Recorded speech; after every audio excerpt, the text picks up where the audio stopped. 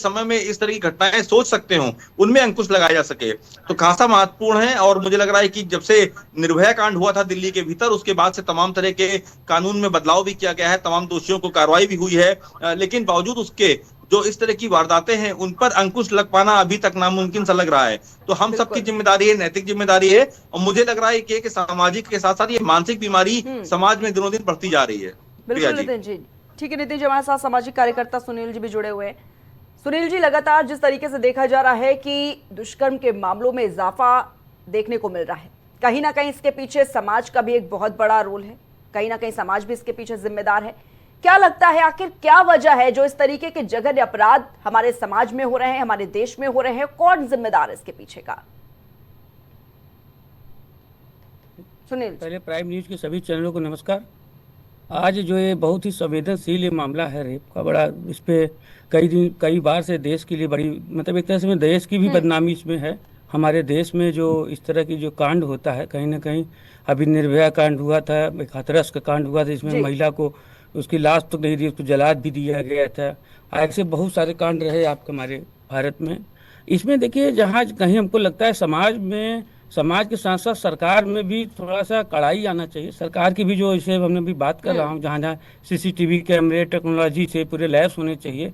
थोड़ा देखिए, कहीं ना कहीं हमारी जो सरकारी व्यवस्थाएं हैं, जैसे व्यवस्थाएं मतलब हमारी महिला की जो फोर्स है, कहने को तो बहुत कहा जाता है कि महिलाओं की सुरक्षा के लिए ये टोल फ्री नंबर है, ऐसी सुविधा है, ऐसा फोर्स है, पिंक चौकी भी बनाई गई थी कहीं ना कहीं। लेकिन इनका कहीं ना कहीं एक तरह से हमको लगता है कहीं ना कहीं इनमें कहीं ना कहीं कमजोरियां हैं, जो कि हमें सुरक्षा, हमारी बहनों को, अपनी महिलाओं को सुरक्षित नहीं रख पा रहे हैं। देखिए, सरकार की भी जिम्मेदारी है, प्रशासन की भी जिम्मेदारी बनती है, और कहीं ना कहीं हमारे समाज में बड़े नेताओं को, बड़े लोगों को एक जागरूकता अभियान भी चलाने की जरूरत है। और क्या एक मानसिकता, गंदे मानसिकता के लोगों को यदि कड़ी से कड़ी तक कार्रवाई और त्वरित कार्रवाई नहीं होगी तो उनका मनोबल बढ़ता है, और मनोबल बढ़ने की वजह से भी ये इस तरह के लोग और भी उत्तेजित होते हैं।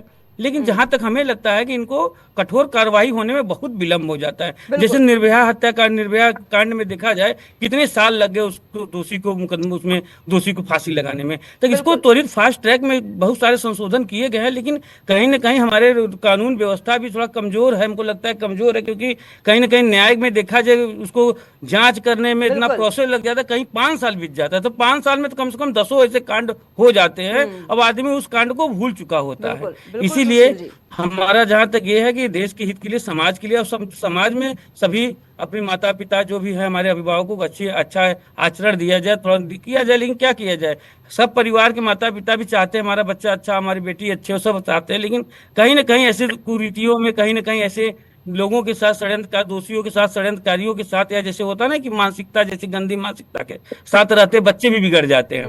तो कहीं ना कहीं इस मानसिकता को कुचलने की जरूरत है। कुचला तभी जाएगा जब इसमें से कानून और प्रशासन और राजनीति तीनों, मतलब एक तरह समझिए सरकार का तीनों पहलू काम करे कस के, तब जाके इस मानसिकता के लोगों को कुचला जा सकता है। और कुचलने की जरूरत आ गई है। अब अभी भी इस पे बहुत जरूरत है कानून को और कड़ा करने की, और कड़ा करके ऐसी मानसिकता, ऐसी सोच रखने वालों के लिए त्वरित कार्रवाई करके उनको कुचलने की तरह काम करने की जरूरत है। जी बिल्कुल बिल्कुल सुशील जी, क्योंकि अभी आपने जिस तरीके से इस बात का जिक्र किया है कि ये जो न्याय में देरी होती है, कहीं ना कहीं एक बड़ा कारण है इसके पीछे का, कि कई ऐसे केसेस देखने को मिलते हैं, निर्भया का भी केसेस ऐसे ही देखने को मिला, कि कैसे कई साल बीत जाते हैं एक केस को सुलझने में, एक पीड़िता को न्याय दिलाने में, पीड़ित परिवार को न्याय दिलाने में, और उस दौरान कहीं ना कहीं 10 से 20 ऐसे ही रेप केस हो जाते हैं, और फिर उनको लगातार लोग भूल जाते हैं। इसी से हम नितिन जी से जवाब लेना चाहेंगे। नितिन जी, ये जो स्लो प्रोसेस है, कहीं ना कहीं ये जो स्लो प्रोसेस है, कहीं ना कहीं इस पर क्या कुछ कहेंगे कि आखिर इतनी धीमी रफ्तार से जो न्यायिक प्रक्रिया होती है, कहीं ना कहीं देखा जाता है कि जब एक पीड़ित परिवार न्याय के लिए लड़ता है, कानून का सहारा लेता है, लेकिन वो अपना दम तोड़ देता है, वो हार मान जाता है कि आखिर अब कितनी और लड़ाई लड़े। ये भी एक मुख्य कारण हो सकता है। बिल्कुल नितिन बिल्कुल, जी। देखिए प्रिया जी, ये कहावत भी है कि justice is delayed, justice denied, यानी कि अगर देर से मिला न्याय नहीं है, वो अन्याय है। तो न सिर्फ त्वरित कार्रवाई होनी चाहिए, बल्कि त्वरित निर्णय भी होना चाहिए ऐसे दोषियों के खिलाफ। तभी जाकर के हमारे समाज में ऐसा संदेश जाएगा कि अगर इस तरह की घटनाक्रम करते हैं तो निश्चित रूप से न सिर्फ कड़ी कार्रवाई की जाएगी बल्कि जल्दी से जल्द कार्रवाई की जाएगी। तो ये एक बहुत बड़ा मैसेज भी होगा। उसके साथ साथ मुझे लगता है कि सरकार और प्रशासन शासन के साथ साथ जो है समाज को भी सबसे बड़ा जागरूक होना चाहिए, जागरूक होना पड़ेगा। कैसे इस तरह की मानसिक लोगों को उनको समाज अपने भीतर चिन्हित कर सके, कैसे उनके दोषियों को कार्रवाई की जाए। क्योंकि आमतौर पर होता क्या है कि जब छोटी छोटी घटनाओं को बढ़ोतरी होती है, जैसे ईव टीजिंग हो गया, मनचले हो गए, वो जब उन पर नहीं रोकथाम लगती तब वो जाकर के इस तरह की घटनाओं को अंजाम देते हैं आमतौर पर। सबसे बड़ा इसका एक कारण ये भी है कि नशेबाजी।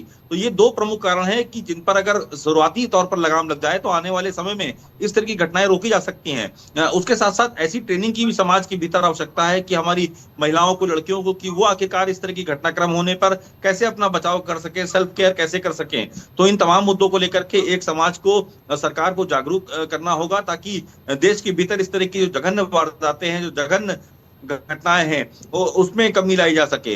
तो सबसे बड़ा महत्वपूर्ण है कि आखिरकार सरकार की जिम्मेदारी के साथ साथ आम भारतीयों की भी, आम जनमानस की भी जिम्मेदारी है कि वो ऐसे लोगों को न सिर्फ चिन्हित करें बल्कि ऐसे लोगों के प्रति महिलाओं को, बेटियों को, समाज को भी अवेयर करें ताकि इस तरह की घटनाक्रम से छुटकारा मिल सके। जी बिल्कुल नितिन जी, लेकिन जिस तरीके से अभी देखा जा रहा है कि बंगाल में तमाम तरह के बड़े लॉज भी देखने को मिल रहे हैं कि कैसे अगर कोई अपराध करता है तो तुरंत 10 दिन के अंदर उसको सजा दी जाएगी। अगर कोई इस तरीके का अपराध करता पाया गया तो कड़ी से कड़ी सजा देने की बात कही गई है, उन कानूनों में इसका प्रावधान है। लेकिन ये कानून आखिर कहाँ छुपे हुए हैं, किन किताबों में ये कानून दबे हुए हैं? जब इस तरीके की जघन्य अपराध होते हैं तब ये कानून आखिर कहाँ चले जाते हैं?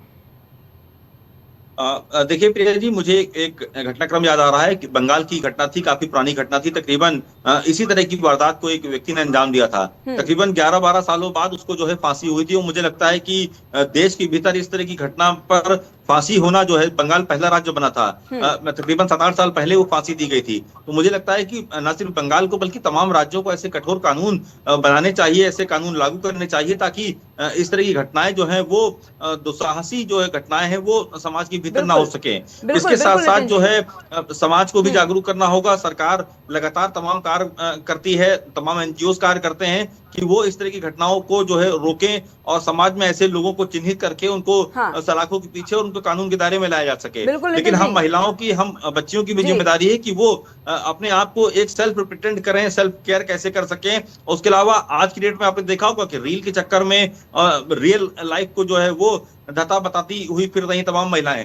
तो उस तरह के जो छोटे कपड़ों की बात की जाए या फिर वेस्टर्न कल्चर की बात की जाए तो उस पर भी अंकुश अगर लगता है तो इस तरह की घटनाएं जो हैं वो कम हो सकेंगी। तो दोनों पहलू हैं, दोनों तरफ से लोगों को जो है ध्यान में रखना होगा। सारी बातों के ध्यान में रख करके समाज को जागरूक करना होगा और हम सबकी जिम्मेदारी है कि इस तरह की घटना को जो है अगर होता है तो निश्चित रूप से न सिर्फ समाज को अवेयर कर सके बल्कि कानून के दायरे में ला करके कठोर से कठोर कार्रवाई भी हो सके उस पर। जी बिल्कुल बिल्कुल नितिन जी, लेकिन आप जिस तरीके से बात कर रहे हैं अभी वेस्टर्न कल्चर को लेकर या फिर जो महिलाएं हैं छोटे कपड़े पहनती हैं, इनके शायद खिलाफ हूं मैं, क्योंकि अगर देखा जाए बच्चियों के साथ जब दुष्कर्म हो जाता है, 3 साल की मासूम के साथ, 2 साल की मासूम के साथ जब इस तरीके के जघन्य अपराध कर दिए जाते हैं तो आखिर उनका क्या कसूर होता है? वो कौन से वेस्टर्न कल्चर को फॉलो करती हैं? एक बड़ा सवाल ये भी है। जो महिलाएं बुर्के में रहती है उनके साथ इस तरीके का जघन्य अपराध कर दिया जाता है तो वो कौन से वेस्टर्न कल्चर को फॉलो करती हैं? तो मुझे ऐसा लगता है कि शायद ये कोई रीजन ही नहीं है। हमारे समाज में एक बड़ी जागरूकता की जरूरत है, लेकिन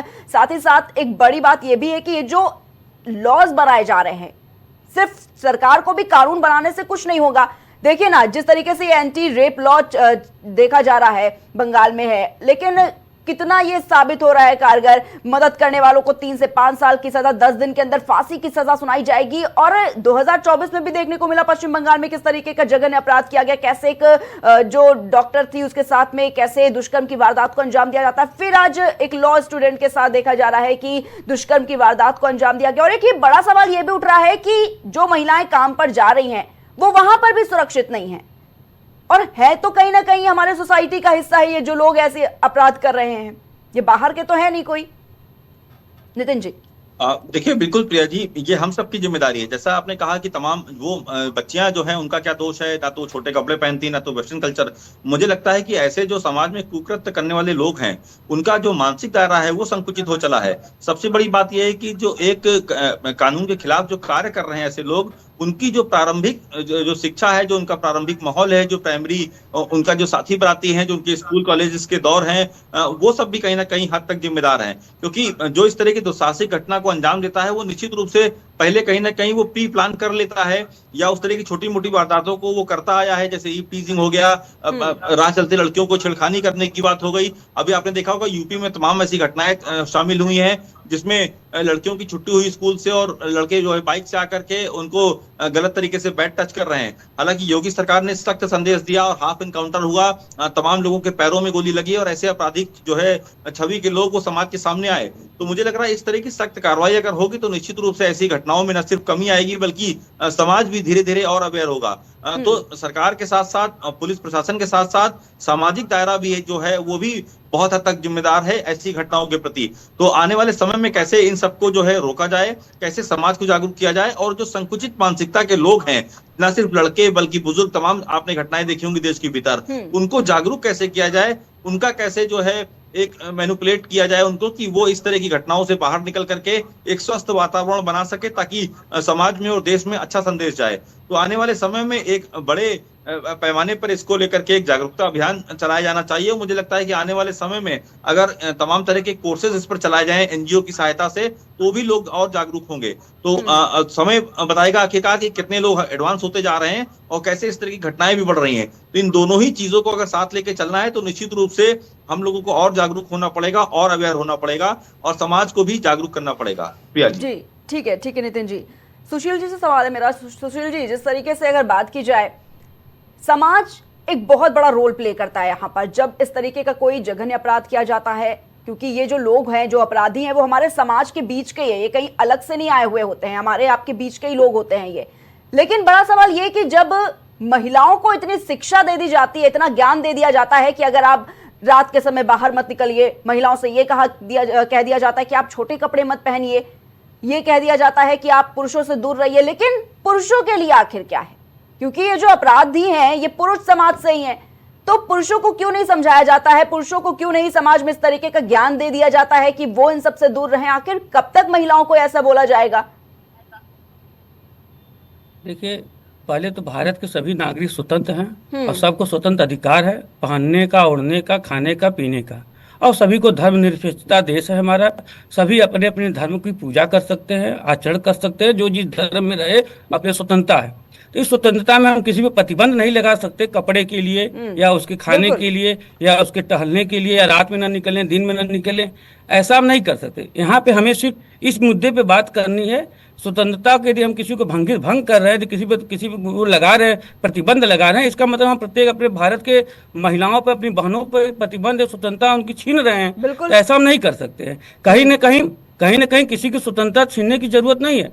कहीं न कहीं हमने बताया समाज में कहीं न कहीं जैसे ऐसे लोग जो अराजक लोग हैं, जो उनकी मानसिकता गंदी है, इस पे त्वरित कार्रवाई होने की जरूरत है। और प्रशासन और शासन जितने भी हैं, कहीं न कहीं थाने पे या कहीं न कहीं एसएचओ कहीं न कहीं सब लापरवाही भी करते हैं, कहीं भ्रष्टाचार की भेंट भी चढ़ जाता है। कई ऐसे मुद्दे होते हैं जो मुद्दे वहीं तक दबा दिए जाते हैं, थाने तक। इससे भी मनोबल बढ़ता है, इससे भी आदमी का आज एक आदमी एक बार कोई वारदात करके निर्दोष साबित हो जाता है तो मनोबल बढ़ता है। लेकिन ये भ्रष्टाचार के और जो हमारी बहनें होती हैं, अपनी मर्यादा के कारण, अपने सम्मान के कारण उस केस को वहीं छोड़ देती हैं। लेकिन आज बहुत अच्छी बात है, कानून निर्भया में कुछ कानून बनाए गए थे जिसमें इनको जो पीड़िता है उनको, उनके नाम को, इनके तस्वीर को रखा जाता है, सुरक्षित रखा जाता है, जिससे मीडिया में ना आ सके। ये तो बहुत अच्छी बात है। लेकिन कहीं न कहीं इन दोषियों के लिए जब एनसीआरबी डेटा भी जारी करती है, जब ये रिपोर्ट आती है, तब वही आंकड़े उसमें रहते हैं जो दर्ज किए जाते हैं। बहुत से ऐसे तमाम मामले हैं जो रिपोर्ट में दर्ज ही नहीं होते हैं, क्योंकि देखा जाता है अक्सर समाज का भी एक हिस्सा है कि अगर किसी बच्ची के साथ इस तरीके का अपराध हो जाता है, इस तरीके की घटना हो जाती है, तो परिवार इसको कहीं ना कहीं छिपा लेता है, समाज के चलते भी, कि समाज में बदनामी होगी, पुलिस केस में नहीं जाएंगे, दूर रहेंगे इन सब चीजों से।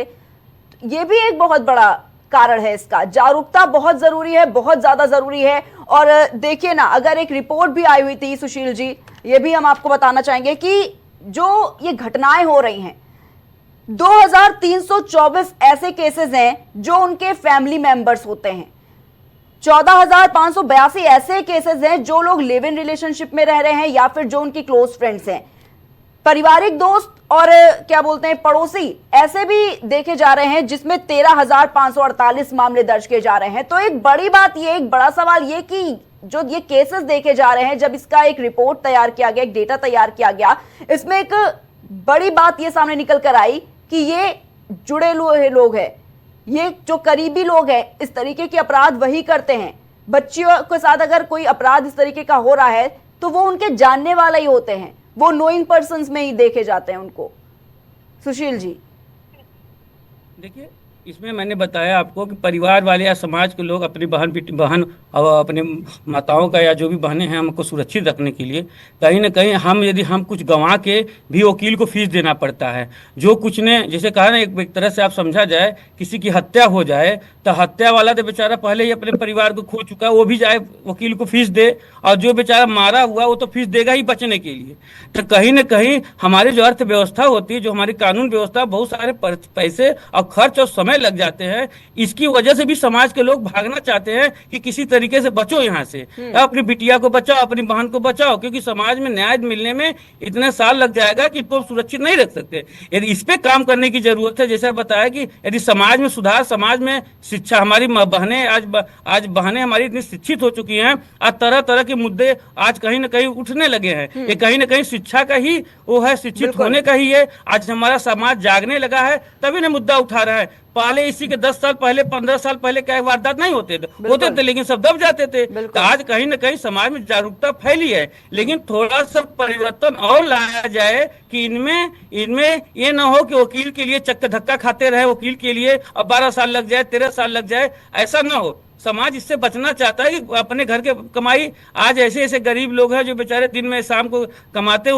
वो खाते हैं। मतलब परिस्थिति ये रहती है कि पैसे के अभाव के कारण से वो कोर्ट कचहरी के चक्कर में नहीं जाना चाहते हैं, और कहीं ना कहीं इसके मजबूरियां होती हैं। तो हमारे बहनों को, हमारी माताओं को, जो भी हमारे देश की महिलाएं, उनको न्याय नहीं मिल पाता है। तो न्याय के लिए सरकार की जिम्मेदारी है, समाज में जागरूकता है, जागरूकता बढ़ रही है और भी जागरूकता बढ़ती जा रही है। बहुत सारे संत महात्मा ऐसे जेल में गए, यदि जागरूकता नहीं बढ़ती तो कहां जाते उनकी कंप्लेन करने के लिए। तो जागरूकता समाज में बढ़ी है, सब कंप्लेन आगे कर रहे हैं, थाने पे जा रहे हैं, बस जरूरत है उसको कड़े कानून को फॉलो करने का। और समाज, हमको लगता है आज से बीते 20 साल 25 साल की जो स्थिति रही, और आज में बहुत परिवर्तन है, और हमें लगता है आगे और परिवर्तन होगा समाज के लिए। तो समाज की महिलाएं और समाज की बहनें, जागरूकता, शिक्षा, ये महत्वपूर्ण शिक्षा पे ही जाता है। शिक्षित है इसलिए लड़ने को तैयार है लोग।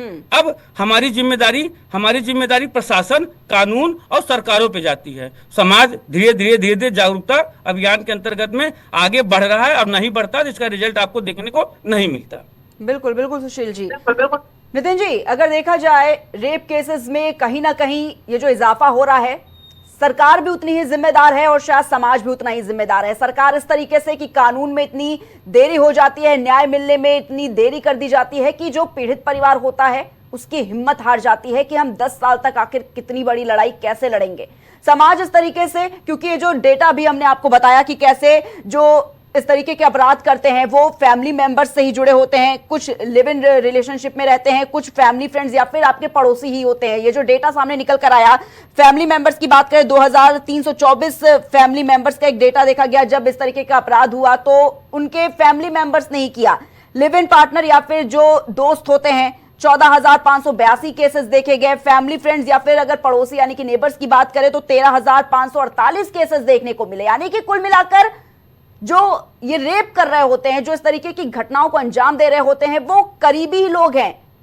तो कहीं ना कहीं जब इस तरह के डेटा सामने आता है, इस तरीके का सर्वे रिपोर्ट सामने निकल कर आती है, साफ हो जाता है कि कौन जिम्मेदार है और कौन जिम्मेदार नहीं है इसके पीछे का।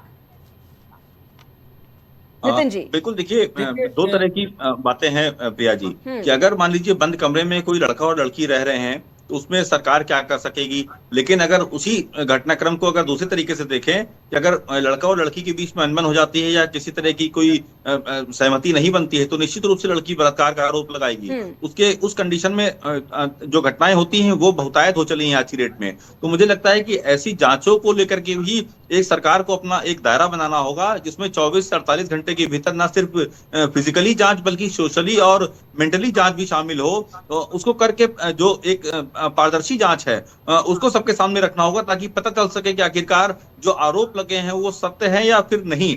दूसरा घटनाक्रम इसमें आपको बताऊं कि जो बहुत सारी वारदातें ऐसी होती हैं जो कि छुपा ली जाती हैं। गांव देहात की बात की जाए या फिर पारिवारिक रूप से बताई जाए तो उनको छुपाई जाती हैं। तो ऐसे लोगों को भी कहीं ना कहीं जागरूक करना होगा, ताकि जब तक वो इस तरह की वारदातों को एक निश्चित फोरम पर नहीं लाएंगे, पुलिस के सामने नहीं लाएंगे, कानून के दायरे में नहीं लाएंगे, तब तक न सिर्फ समाज जागरूक होगा बल्कि उनके परिवार के, उनके आस पड़ोस के लोगों को भी पता चल सकेगा कि आखिरकार उनके बीच में जो है, जो उनका समाज है उसके बीच में इस तरह के दरिंदगी भरा व्यक्ति जो है वो रह रहा है, तो उससे कैसे दूरी बनाई जाए। तो मुझे लगता है कि चिन्हित करके न सिर्फ एक ऑटोनॉमस बॉडी के अंतर्गत ला करके इसको जांच करानी चाहिए, बल्कि एक सेफ दायरा जैसे हो सके कि आखिरकार बाद में कोई परेशान नहीं करेगा। आपने देखा होगा उन्नाव का जो घटनाक्रम था जिसमें कुलदीप सेंगर बीजेपी के एमएलए थे, कैसे उस लड़की पर बलात्कार का आरोप लगा। उसके बाद जब कुलदीप सेंगर जेल में गए तो उनके परिवार वालों को पूरे जो है वो एक्सीडेंट करके उनको मारने की कोशिश की गई, जिसमें तमाम लोगों की जाने गई। तो ऐसी घटनाएं ना हो,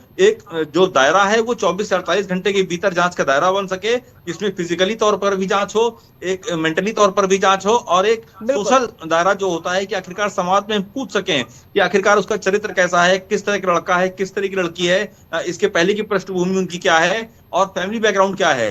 तो इस तरह की जब तक हम लोग सोशल रूप में कार्य नहीं करेंगे सरकार के साथ साथ सामाजिक रूप से, तब तक इस तरह की घटनाओं पर जो है अंकुश लगना काफी मुश्किल होगा। तो आने वाले समय में जागरूकता बढ़ी है, लेकिन इसको और कैसे जागरूक किया जाए, जन जन तक ये अभियान कैसे पहुंचे और हर व्यक्ति को जागरूक कैसे किया जाए, उसको लेकर के सरकार को और समाज को सोचना होगा। दूसरा सबसे महत्वपूर्ण पहलू ये भी है पियाजी जी कि आखिरकार जब ये घटनाएं हो जाती हैं उसके बाद आखिरकार पेच फंसता है कानूनी रूप से। लड़की का परिवार जैसे घटनाक्रम में शामिल रहा, लड़के का परिवार घटनाक्रम में शामिल रहा, तो आखिरकार वो जो पीड़ित हो जाता है या जो एक विक्टिम हो जाता है या आरोपी हो जाता है, उसको कैसे कानूनी मदद मिल सके, कैसे कानून के दायरे में ला करके उस पूरे जल्दी केस को हाई प्रोफाइल बना करके फास्ट ट्रैक कोर्ट में लाया जा सके, उस पर काम हो। तो ऐसे तमाम पहलू है जिनको सरकार को, समाज को सोचना होगा, ताकि ज्यादा से ज्यादा लोगों को अवेयर करा जा सके और समाज के भीतर इस तरह की जो कुकृतियां हैं उसको कम किया जा सके। पिया जी बिल्कुल बिल्कुल नितिन जी, क्योंकि अगर बात की जाए 20 से 23% ऐसे ही केसेस हैं जिसमें सजा होती है, बाकी के जो केसेस हैं उनमें सजा नहीं हो जाती है, बंदी को रिहा कर दिया जाता है। एक बड़ा कारण यह भी है कहीं ना कहीं कानून तो बना दिया जाता है, सख्त कानून चाहे जितने सरकार बनाने, लेकिन जो न्यायिक प्रक्रिया में अगर तेजी नहीं लाई जाएगी, 10-10 साल लग जाएंगे एक केस को सुलझाने में, तो शायद इस तरीके के जो जघन्य अपराध है वो ऐसे ही बढ़ते जाएंगे। बिल्कुल, देखिए मैं वही कह रहा हूँ कि कानून के दायरे में न सिर्फ लाया जाए बल्कि एक ऐसी फास्ट ट्रैक कोर्ट बनाई जाए हर जिले में। हालांकि सुप्रीम कोर्ट ने आदेश दिया भी था निर्भया कांड के बाद में, तमाम राज्यों ने भी इसको इम्प्लीमेंट किया है, लेकिन जमीनी स्तर पर उसको लागू करने की जरूरत है। कोर्ट जैसा कि आपने देखा होगा कि आमतौर पर बायकॉट हो जाता है, हालांकि क्रिमिनल केसेस जो है सुने जाते हैं, लेकिन नए केसेस जो है, फ्रेश केसेस वो अप्लाई नहीं होते हैं। तो इन सब मसलों को लेकर के एक बड़े फोरम पर एक न्यायालय में भी जरूरत है कि आखिरकार उसको फास्ट ट्रैक कोर्ट के अंदर कैसे लाया जाए, कैसे उस मामले की जल्दी सुनवाई हो और कैसे दोनों तरफ के जो बहस है वो पूरी हो सके, ताकि जो आरोपी है उसको सजा मिल सके। आमतौर पर देखा होगा कि दोनों तरफ के बयानात आते आते तमाम कागजी कार्रवाई पूरी करते करते सालों बीत जाते हैं, कई साल बीत जाते हैं। ऐसी स्थिति में जो आरोपी होता है, ना सिर्फ उसका मनोबल बढ़ता है बल्कि इस तरह की घटनाएं समाज में और होती हैं, क्योंकि जो भावी आरोपी होता है या जो आरोपी करने की सोचता है वो उसको पता होता है कि आखिरकार इस तरह की घटनाओं में अगर हम शामिल होते हैं तो निश्चित रूप से इतनी जल्दी हमको सजा नहीं होगी। इस तरह के कानून अगर हैं तो हम निश्चित रूप से बाहर निकल जाएंगे, हमें रोकने वाला कोई नहीं है जेल के भीतर। तो जब इस तरह का मैसेज चला जाएगा समाज के भीतर कि हाँ, फास्ट ट्रैक कोर्ट के भीतर 3 महीने के भीतर सजा हो जाएगी, आरोपी को कठोर उसके खिलाफ कार्रवाई होगी, तो निश्चित रूप से न सिर्फ कमी आएगी बल्कि आने वाले समय में जो एक सिक्योरनेस का जो एक दायरा है समाज के भीतर वो भी बढ़ता दिखाई देगा। तो इन तमाम मुद्दों को लेकर के सरकार को, समाज को सोचना होगा। और मुझे लगता है कि इन सब की जिम्मेदारी के साथ साथ एक कोर्ट को भी एक बड़ा निर्णय लेना होगा, ताकि आने वाले समय में इस तरह की घटनाओं पर ना सिर्फ जल्दी सुनवाई हो सके, बल्कि जो अगर आरोपी है तो उसके खिलाफ भी कठोर से कठोर कार्रवाई का, सजा का प्रावधान हो सके। बिल्कुल बिल्कुल नितिन जी, बिल्कुल। बहुत बहुत धन्यवाद आपका हमारे साथ जुड़ने के लिए। चर्चा वहीं पर समाप्त करेंगे। हमारे साथ सामाजिक कार्यकर्ता सुशील रत्नाकर जी जुड़े हुए थे। सुशील, बहुत बहुत धन्यवाद आपका। साथ ही वरिष्ठ पत्रकार नितिन श्रीवास्तव जी हमारे साथ जुड़े हुए थे, आपका बहुत बहुत धन्यवाद। तो लगातार देखा जा रहा है कि कैसे भारत की बात अगर करें तो जो रेप केसेस है उनमें लगातार बढ़ोतरी जो है वो दर्ज की जा रही है, और तमाम ऐसे सवाल उठने लगे हैं कि आखिर कहां पर कमी रह रही है, क्या कानून में कोई कमी रह रही है, या फिर कि समाज में एक बड़ी कमी है कि इस तरीके के जो लगातार मामले हैं उनमें इजाफा होता हुआ नजर आ रहा है, और इस पर आखिर रोकथाम क्यों नहीं हो पा रही है। ग्राफ की बात करें, लगातार ग्राफ में बढ़ोतरी जो है वो दर्ज की गई, और आज इसी पर खास चर्चा हुई। फिलहाल रुकेंगे एक छोटे से ब्रेक के लिए, जल्द हासिल होंगे।